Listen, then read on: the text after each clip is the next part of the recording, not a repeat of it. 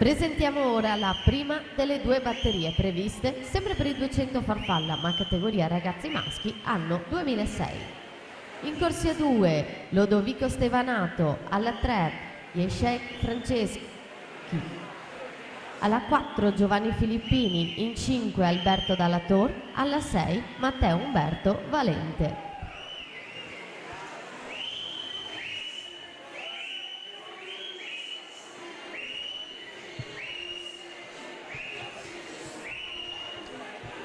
Soraya Favero, Team Veneto a condurre questa batteria conclusiva della farfalla riservata alla categoria ragazze,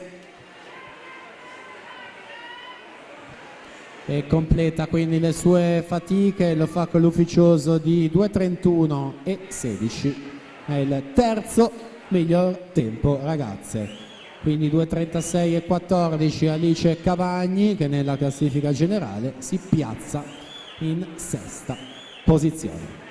Quindi attendiamo l'arrivo di tutte le atlete per avere la conferma, il riepilogo ufficiale, l'elenco delle finaliste. Quindi si prosegue, ragazzi maschi nati 06, alla partenza la batteria numero 1.